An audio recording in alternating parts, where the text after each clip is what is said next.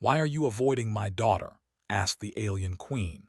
My words left her speechless. The human had learned very early that alien palaces were dangerous places, even when they were beautiful. Ethan Hale stood quietly near one of the living crystal pillars inside the royal hall of the Virelian Empire. The ceiling arched high above him like a frozen wave of light, slowly shifting colors in calm patterns that matched the breathing rhythm of the station itself. Every surface looked alive. Walls pulsed faintly. Floors responded softly to movement. To most visitors, it felt magical. To Ethan, it felt like standing inside a living thing that could turn hostile without warning. He kept his posture relaxed, hands open, weight balanced. He had learned that stillness often made others uneasy.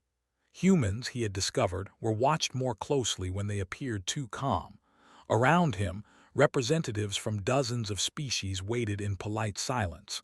Some floated. Some stood on mechanical limbs. Some crouched or folded themselves into shapes that suggested comfort only to their own kind. The air carried soft chemical scents meant to keep everyone calm. Ethan noticed them, cataloged them, and ignored them. His attention stayed on the far end of the hall, where the Virelian throne rose like a carved mountain of translucent stone. The alien queen had not yet arrived.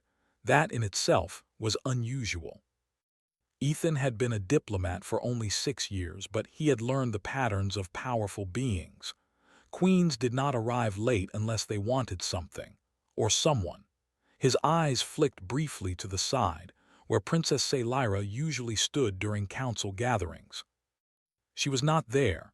That made his jaw tighten slightly. He told himself not to look for her. Looking would draw attention. Attention was the last thing she needed right now. The hall doors opened without sound. The living walls brightened, shifting into deeper blues and silvers.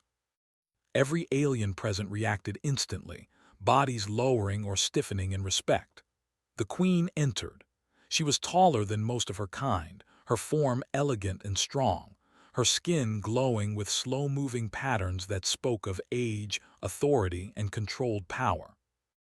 Her crown was not metal but living crystal grown directly from her crest.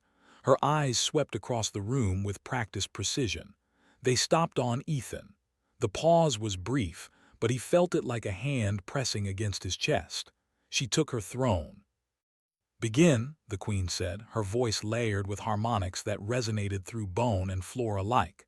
The council proceeded as expected: trade routes, border disputes, security updates.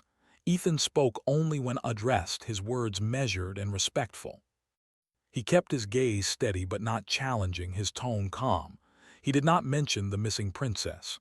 The queen listened. She always listened.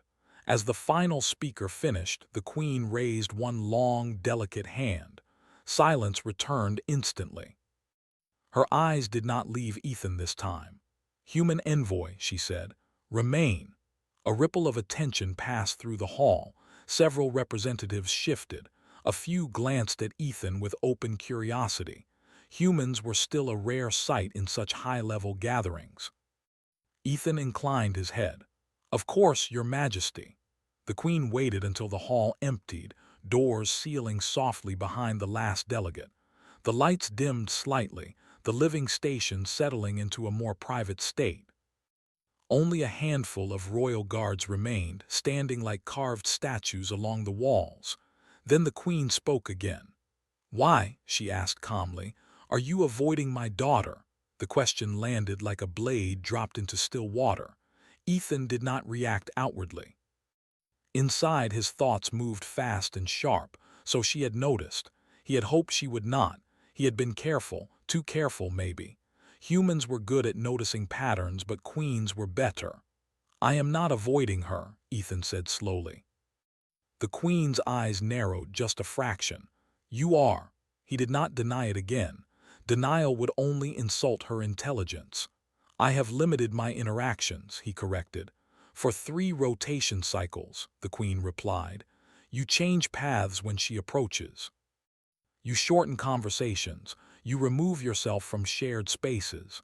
Her gaze hardened. "Explain." The guards remained motionless, but Ethan could feel their attention sharpen.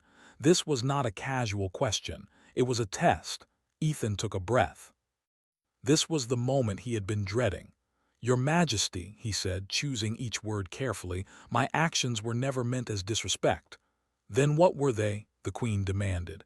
He met her eyes fully, honestly. "Protection." The word echoed softly in the hall. The Queen's expression shifted, not to anger but to confusion. "My daughter is protected by the finest security in this empire." Ethan nodded. "I know."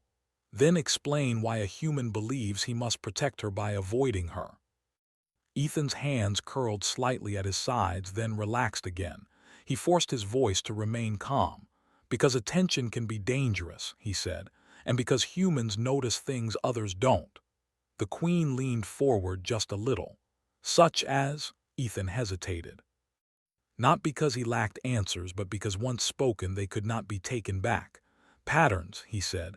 "Small changes, who stands where, who looks too long, who looks away at the wrong time." One of the guards shifted almost imperceptibly. Ethan saw it. He did not look at them. "I notice people watching the princess," Ethan continued. "Not admirers, not guards, observers." The Queen's glow dimmed slightly, a Virean sign of deep focus. "Our intelligence network reports no active threats." "I believe them," Ethan said. "I also believe they are looking for the wrong signs." "And you believe you are not?" the Queen asked sharply. Ethan did something unexpected. He smiled, just a little. "No, Your Majesty," he said. "I believe I am looking for familiar ones." The Queen studied him in silence. "Humans evolved on a dangerous world," Ethan continued. "Predators, disasters, rival tribes. Survival depended on noticing what didn't belong, what felt wrong before it became obvious." He shifted his weight slightly, still relaxed, still non-threatening. "When I arrived here, I saw a peaceful empire," he said. "Powerful, advanced, confident. That kind of peace creates blind spots." The Queen's voice lowered. "Are you saying my people are careless?" "I am saying," Ethan replied, "that they have not needed fear in a long time." The silence stretched. Finally the Queen spoke. "And my daughter, she stands out," Ethan said simply. "She is curious, kind. She talks to humans without filters or fear. That makes her visible." The Queen's eyes widened just slightly. "You believe visibility is a weakness," she said. "In the wrong moment," Ethan replied, "it can be." The Queen rose slowly from her throne.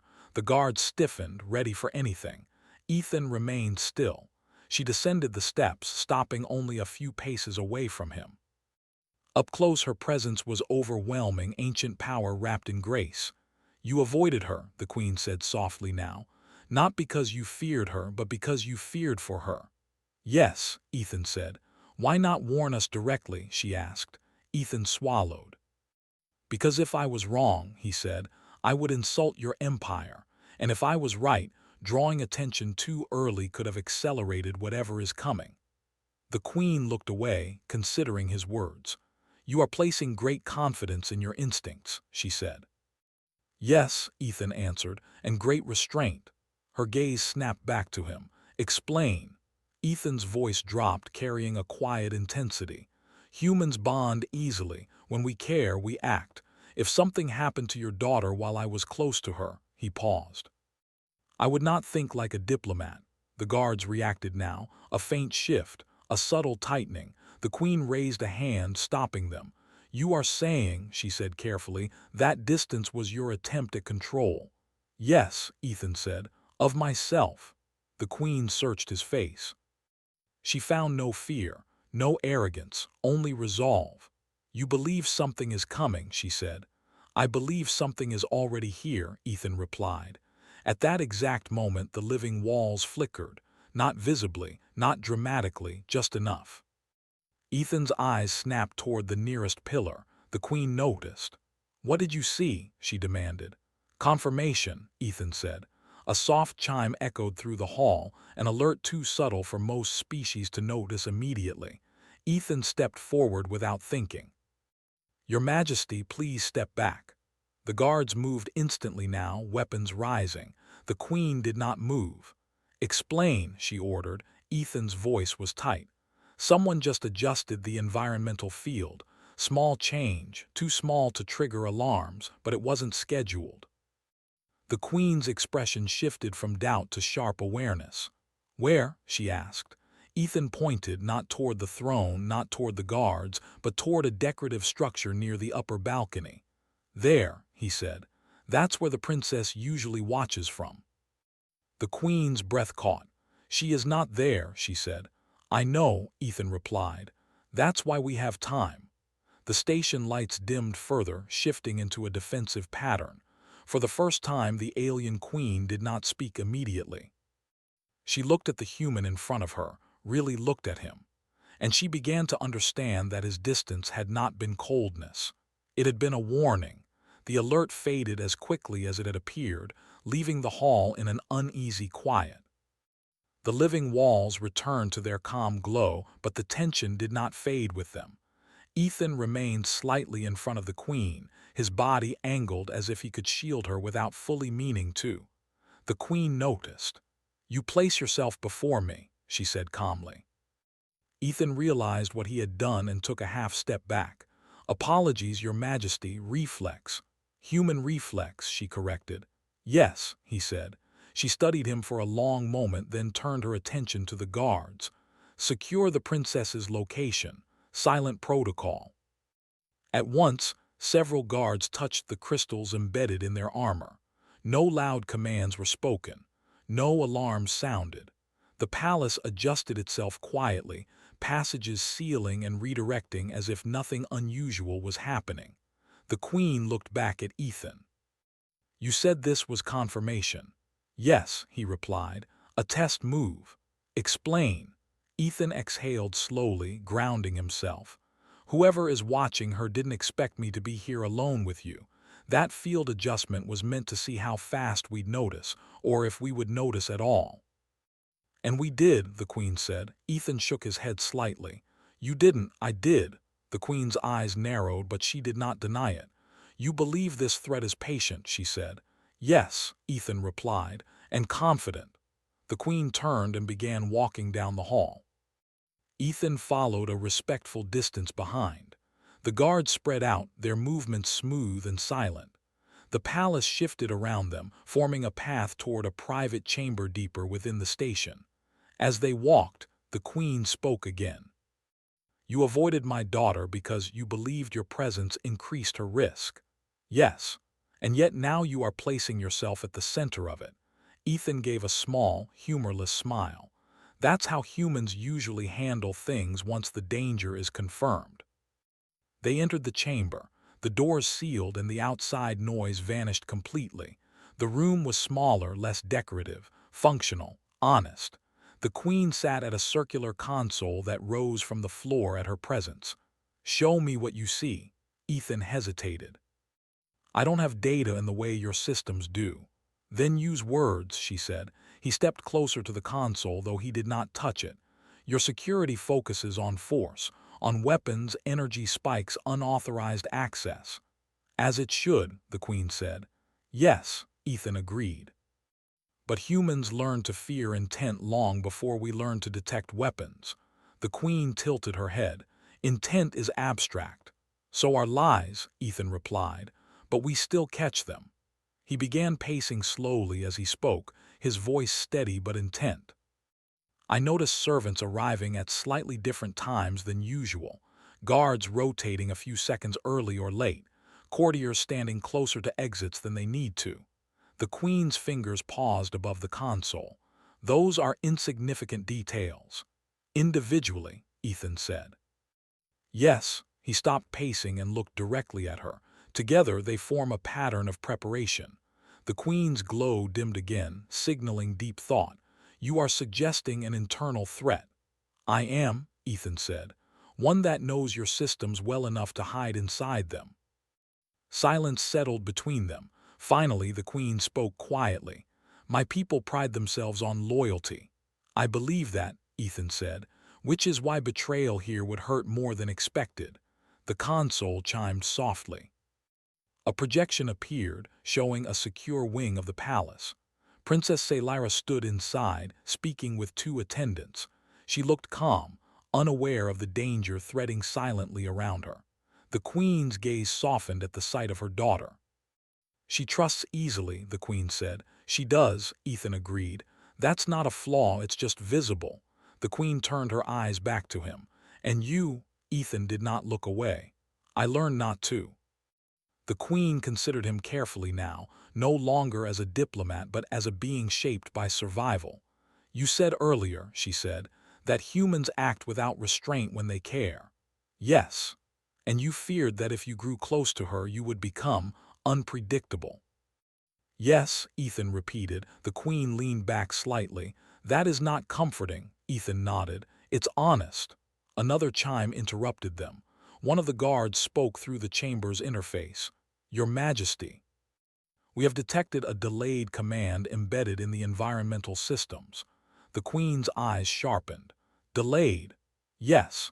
Designed to activate only when specific individuals enter specific locations." The queen's gaze snapped to the projection of her daughter. Ethan's hands clenched. "That's it." "What does it do?" the queen demanded. "We're still analyzing," the guard replied. "Minimal energy output, non-lethal." Ethan closed his eyes briefly. "That's worse." The queen looked at him sharply. "Explain." "Non-lethal systems are meant to control, not kill," Ethan said. "Stasis fields, disorientation, separation." The queen stood. "A kidnapping." "Or leverage," Ethan said. The queen turned away, her composure cracking for the first time. "My empire has no rivals capable of this." Ethan spoke gently now. "Threats don't always come from rivals." She faced him again. "You believe someone wants my daughter alive?" "Yes," Ethan said, "and accessible." The queen's silence stretched, heavy with realization. "What would you do," she asked finally, "if she were human?" Ethan did not hesitate. "I would remove her from the environment entirely." The queen stiffened. "You would take her away from her home." "I would take her away from danger," Ethan replied. "Those are not always the same thing." The queen's voice lowered. "You speak boldly for a guest." Ethan met her gaze. "I speak carefully for someone who knows what happens when warnings are ignored." The queen looked at the projection again. Princess Saylyra laughed softly at something one of the attendants said. The sound did not carry, but the image was enough. "She believes you dislike her," the queen said quietly. Ethan winced. "That was never my intention." "Intent," the queen said slowly, "and outcome are not always aligned." "No," Ethan agreed. "They rarely are." The console chimed again. The guard's voice returned, tighter now. "Your Majesty, the embedded command has multiple triggers. One has just been disabled by an unknown manual override." Ethan's head snapped up. "Someone realized we noticed." The queen's eyes blazed. "Lock down the wing." "Already in progress," the guard replied. "But there is resistance, internal." The queen's hands curled into fists.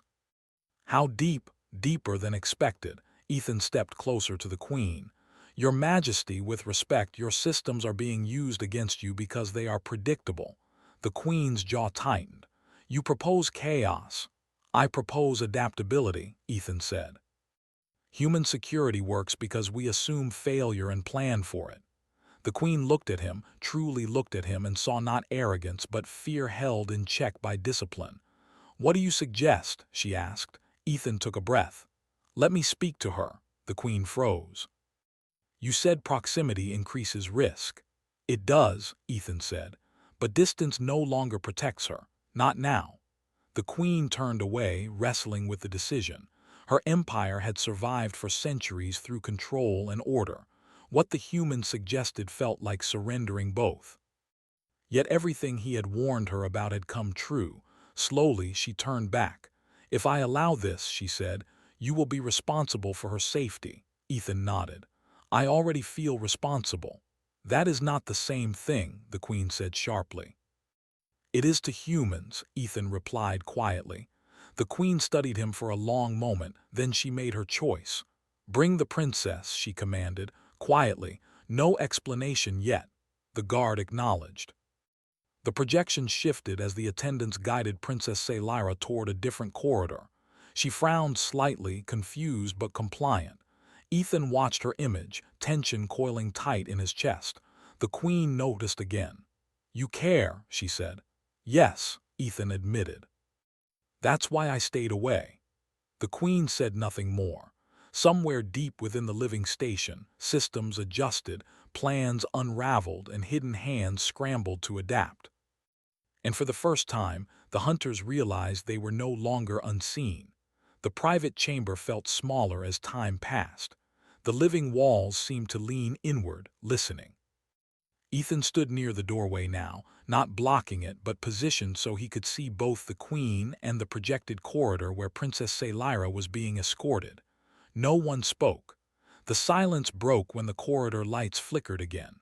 This time, it was not subtle. Ethan's head snapped up. His eyes tracked the change instantly. "That wasn't a test," he said. The queen straightened. "Report." Before the guards could respond, the projection fractured into multiple feeds. Corridors twisted and reshaped as the station adjusted to containment mode. Doors sealed. Floors shifted. For a brief moment, the palace became a maze. Princess Lyra stopped walking. She turned her head slightly, sensing something wrong. "Hold," the queen commanded through the interface. The attendants froze. So did the guards near them, too perfectly. Ethan felt it in his bones. "That's not fear," he said quietly. "That's control." The queen's voice sharpened. "Override the hold command." "We can't," came the strained reply. "The system is rejecting royal authority." The queen's glow flared bright, anger and disbelief mixing. "That is impossible." Ethan shook his head once. "No system is impossible to hijack, just expensive." The corridor feed shifted again. The air around Princess Lyra shimmered faintly like heat over stone. She looked down at her hands, confusion clear in her posture. "Stasis field," Ethan said. "Localized, gentle. Whoever did this doesn't want her harmed." The queen moved toward the projection as if she could reach through it. "Disable it, now." "We are trying," the guard replied. "But the field is adaptive. It's learning our countermeasures." Ethan's jaw tightened. "Then stop using predictable ones." The queen turned on him. "You said you would protect her." "I will," Ethan said, "but not by fighting the system the way it expects." He stepped toward the console and placed his hand on its surface.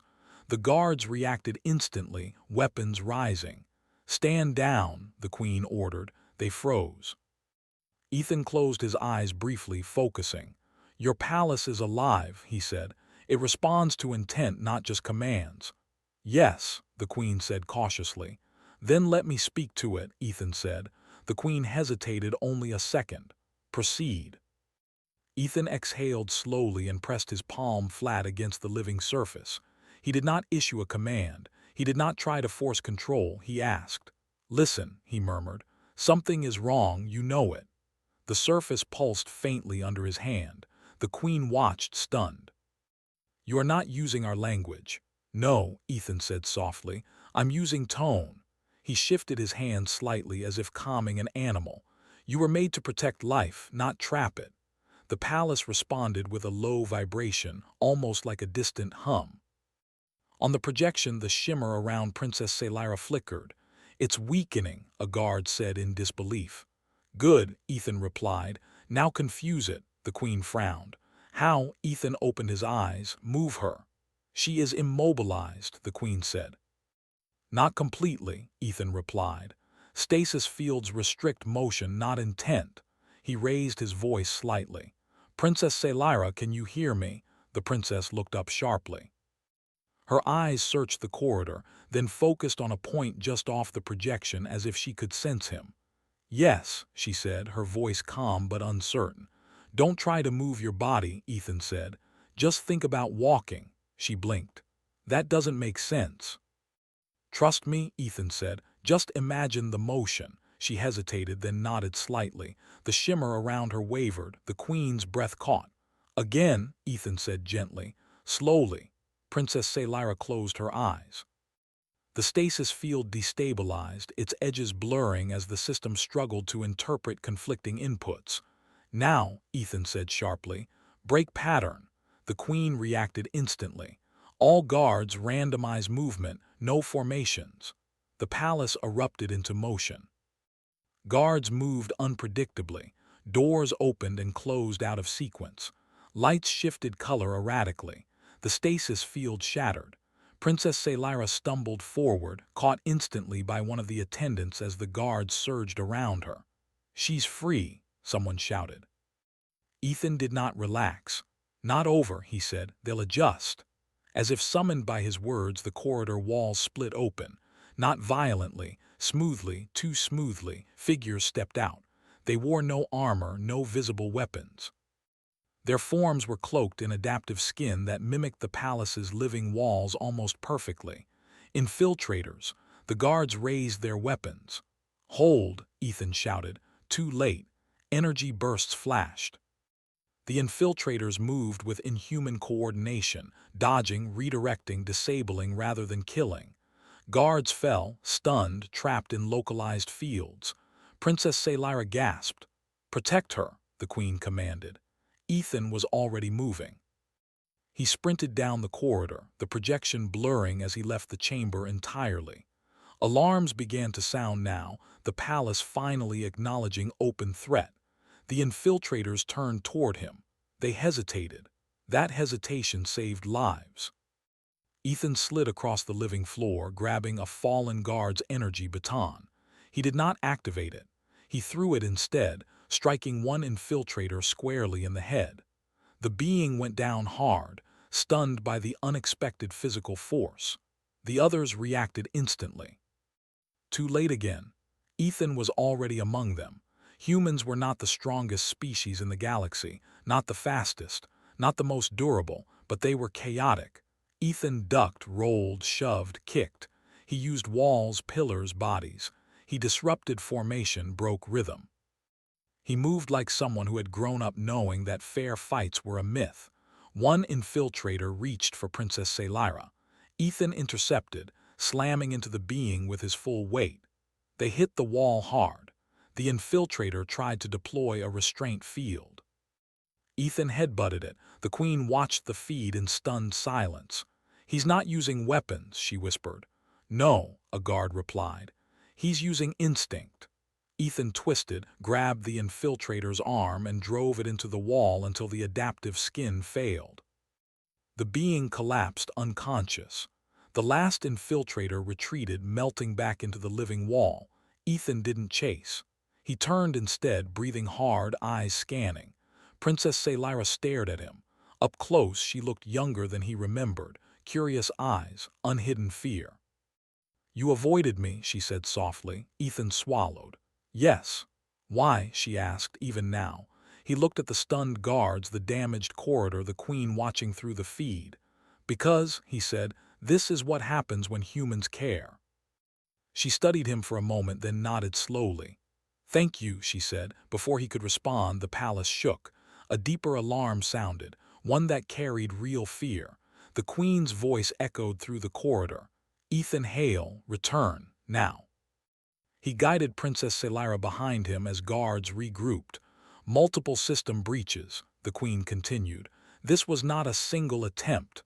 Ethan's eyes hardened. "They weren't here just for her," he said quietly. "She was the key." "To what?" the Queen demanded. Ethan looked up at the living ceiling, feeling the palace shift around them. "To see how we'd respond," he said, "and who we'd trust." The Queen fell silent. Ethan took a steadying breath. "They've learned enough," he added. "Now comes the real danger."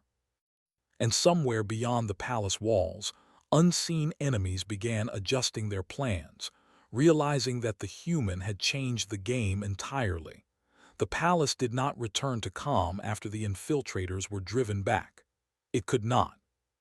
The living walls stayed tense, their colors darker, their slow pulse replaced by sharp, alert rhythms. Ethan walked beside Princess Saylyra through a secured corridor, guards surrounding them in uneven spacing just as he had ordered earlier. No patterns, no predictability. Princess Saylyra kept glancing at him, not with fear but with questions she was holding back. Ethan noticed, of course. He always noticed. They reached a reinforced chamber near the inner core of the station. The doors sealed behind them with a heavy sound that felt final. Inside, the queen stood waiting. Her posture was controlled, but the glow of her skin betrayed her emotions. Concern, anger, something close to shock. Her eyes went first to her daughter. "Are you harmed?" the queen asked. Princess Saylyra shook her head. "No, mother." Only then did the queen look at Ethan. "You disobeyed protocol," she said. "Yes," Ethan replied simply. "You engaged infiltrators personally." "Yes." "You exposed yourself to unnecessary risk." Ethan met her gaze. "No," the queen paused. "Explain." "If I had hesitated," Ethan said, "they would have adapted. Humans don't win by waiting for perfect options." The queen studied him for a long moment, then gestured for the guards to withdraw to the perimeter. Reluctantly they did so, leaving the three of them alone in the chamber. The silence felt heavy now, no longer tense but charged with unspoken understanding. Princess Saylyra broke it. "You said you avoided me because humans care," she said. "Is that really the reason?" Ethan looked at her, then at the queen. He knew this moment mattered. "Yes," he said, "because when humans care, we stop being careful." The queen's eyes narrowed. "That sounds like recklessness." Ethan nodded. "It can be." He took a slow breath. On Earth, caring deeply often meant survival. Families, tribes, friends. When danger came, you didn't ask who was responsible or what the rules were. You acted. The queen folded her arms. "Your kind glorifies this." "We remember it," Ethan said. "Because forgetting it got people killed." Princess Saylyra listened intently. "So you stayed away to protect yourself." Ethan shook his head. "To protect everyone else." The queen tilted her head. "You feared your own reaction." "Yes," Ethan said. "If someone had harmed you while I was close, I would not have thought about treaties or consequences. I would have acted until the threat stopped. And that," the queen said quietly, "could have started a war." Ethan did not deny it. The queen turned away, walking slowly around the chamber. "My people believe restraint is the highest form of strength." "Humans believe restraint is a luxury," Ethan replied. She stopped walking. "Everything you warned us about happened," the queen said. "Our systems were used against us. Our loyalty was exploited. And you," she turned back to him, "you moved faster than all of it." Ethan lowered his gaze slightly. "Speed is how we survive." Princess Saylyra stepped closer to him. "You didn't hesitate when they came for me." "No," Ethan said softly, "even knowing it would prove your fears right." "Yes." The queen watched the exchange carefully. "You are emotionally compromised," she said. "Yes," Ethan agreed. "And yet," she continued, "your actions saved my daughter." "Yes." The queen was silent for a long time. Outside the chamber, faint tremors rippled through the station as systems continued to purge hidden commands. Reports flowed into the queen's awareness, painting a troubling picture. The infiltrators had embedded themselves over years. Some were not even Virelian. Others had been manipulated without knowing it. A long game. The queen finally spoke. "This was not an isolated attempt. Whoever orchestrated this will try again." Ethan nodded. "They always do." "You believe they underestimated humans," she said. "Yes," Ethan replied, "and they won't make that mistake twice." Princess Saylyra's voice was quiet. "Then what happens now?" The queen looked at her daughter, then at Ethan. "Now," the queen said, "we adapt." She turned fully to Ethan. "You will advise our Security Council." Ethan blinked, surprised. "Your Majesty, you will," she said firmly, "not as a diplomat, as what you are." "And what is that?" Ethan asked. "A survivor," the queen said, "and a protector." Ethan felt a tightness in his chest he hadn't expected. "I don't command armies." "You command attention," the queen replied, "and instincts we clearly lack." She stepped closer to him. "But understand this. If you place my daughter in danger—" "I won't," Ethan said immediately. The queen raised a hand. "Intentionally or otherwise, I will hold you responsible." Ethan nodded.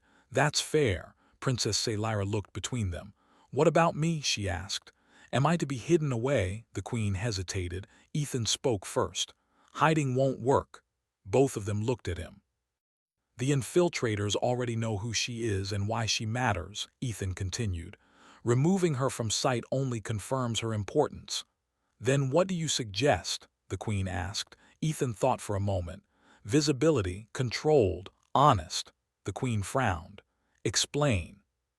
Let her continue her role, Ethan said, but change the patterns around her, different routes, different guards, different behaviors, and let me stay close. Princess Saylyra's eyes widened slightly.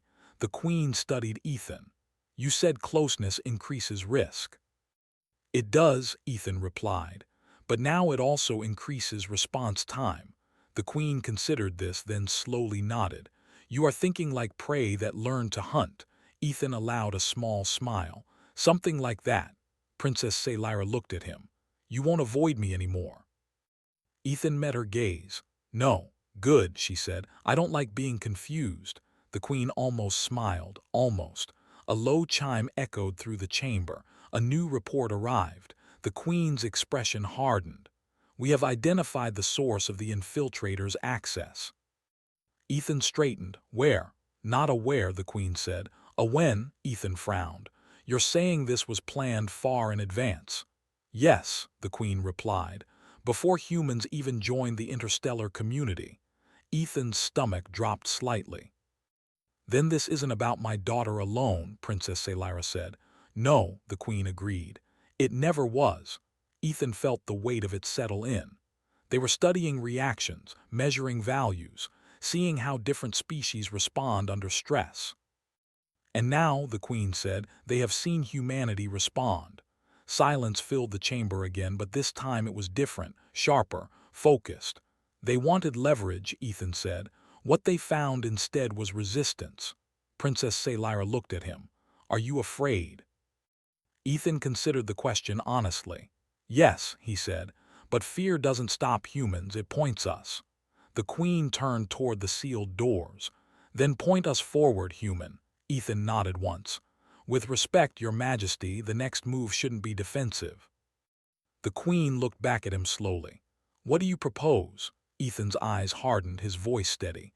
We let them think they succeeded, he said, and we watch who moves next. Far beyond the palace, unseen observers monitored the aftermath of their failed operation. They analyzed footage, data, reactions, and one conclusion began to form quietly but undeniably. Humanity was no longer an unknown variable. It was a problem. The palace entered a false calm. That was the first thing Ethan noticed. The lights softened. The living walls returned to slow, steady rhythms. Corridors reopened. Servants resumed their duties with careful smiles. To anyone watching from outside, it looked like the crisis had passed. Ethan knew better. He stood beside Princess Saylyra on a raised balcony overlooking the central hall. She leaned lightly on the railing, her posture relaxed, her expression open. Exactly as she always was, exactly as she needed to be. Visibility, controlled, honest. The queen watched from a distance, surrounded by advisors and guards, all of them pretending this was a normal day. None of them were fooled, but pretending had its purpose. They are watching, Princess Saylyra said quietly. Yes, Ethan replied, and listening. Do they think I'm afraid? She asked. Ethan glanced at her. If they're smart, they know you are, she smiled faintly. Good. The queen approached them, her presence calm and commanding. Our analysts report increased external data traffic, she said softly. Encrypted. Observational, Ethan nodded. They're waiting to see what we do next. And we are giving them nothing, the queen said. On the surface, Ethan corrected. The queen studied him. You are certain this will work? No, Ethan said honestly, but certainty is overrated. The queen's eyes flickered with something like amusement. Humans truly are strange. Ethan allowed a small smile. We survive anyway. The days that followed were quiet, too quiet. Princess Saylyra continued her public appearances. She spoke with diplomats. She laughed with visiting scholars. She even shared meals with human envoys, Ethan included. The rumor spread quickly. The queen's daughter was unharmed, unchanged, unafraid. Behind the scenes, everything was different. Security rotations changed hourly. Systems were layered with human unpredictability. False vulnerabilities were left open, monitored carefully. Information flowed outward slowly, deliberately incomplete. The Queen learned something during those days. She learned how humans waited, not passively, not idly, but with tension coiled tight beneath the surface. They are uncomfortable with stillness, one advisor remarked. Ethan overheard and shook his head.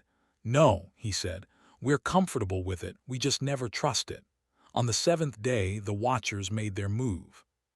It was subtle, a request for trade arbitration from a minor coalition on the edge of Virelian space. Routine, harmless, except it was. Ethan saw at the moment the request crossed the Queen's console, the phrasing, the timing. The data signature hidden beneath diplomatic formalities. There, he said quietly. The Queen looked at him. You're certain? Yes, Ethan replied. Their probing response time again. Different angle. Princess Selyra leaned closer. What happens if we ignore it? They escalate, Ethan said, slowly, safely. And if we respond, the Queen asked. Ethan met her gaze. Then we choose how. The Queen considered this for only a moment. Proceed.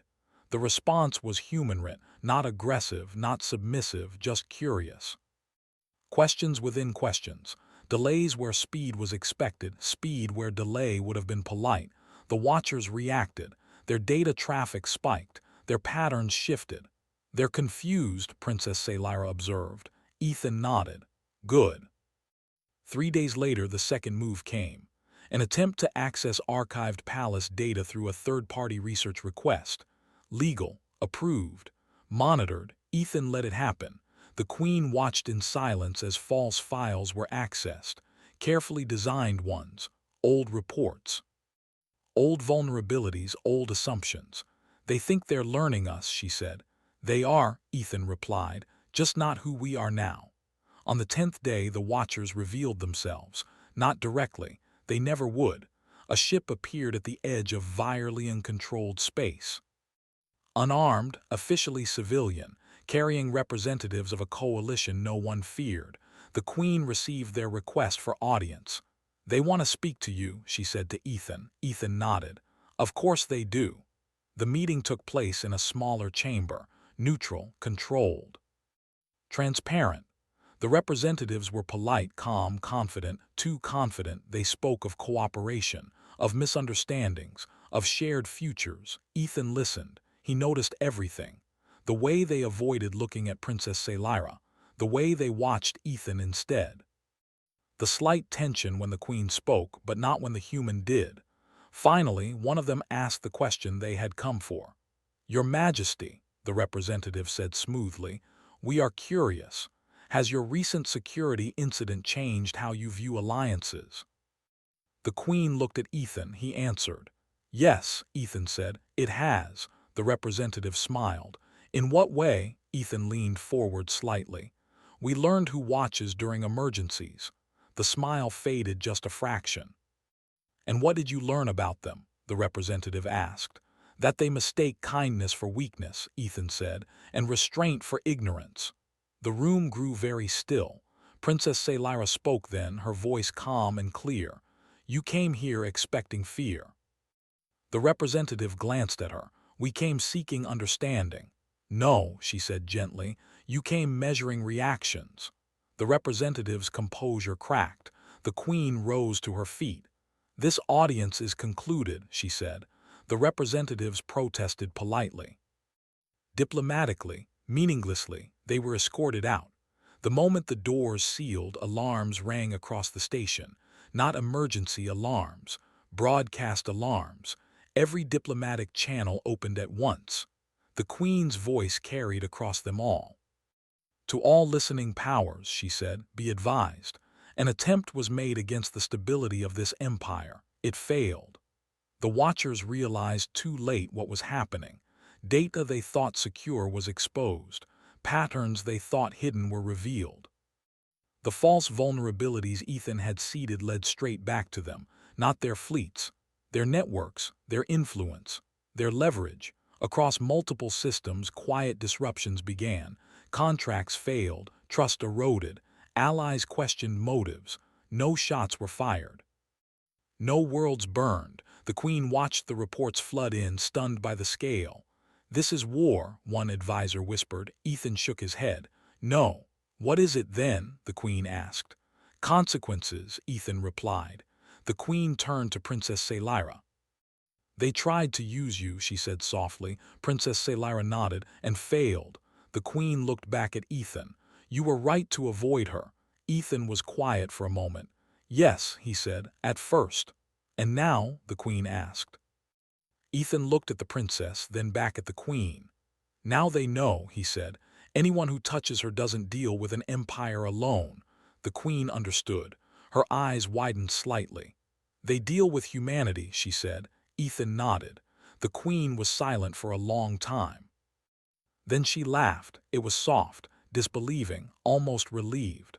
"All this time," she said, "we believed humans were dangerous because of their strength." She looked at Ethan with something like awe. "You are dangerous because you care," she said. "And because you act when others hesitate." Ethan met her gaze steadily. "We don't always win," he said, "but we always respond." The Queen stepped closer to him. "When I asked why you avoided my daughter," she said, "I expected an excuse, an apology." She shook her head slowly. "I did not expect a lesson," Princess Selira smiled. "Neither did I." The Queen placed a hand over her heart, a gesture of deep respect among her people. "Humanity has earned a place in this empire," she said, "not as subjects, not as tools." She looked at Ethan. "But as guardians." The words echoed through the chamber. Far beyond the palace, in hidden rooms and silent ships, those who had watched and planned came to the same conclusion. Humanity was not reckless. Humanity was not naive. Humanity was the species that noticed. And once it cared, it never looked away again.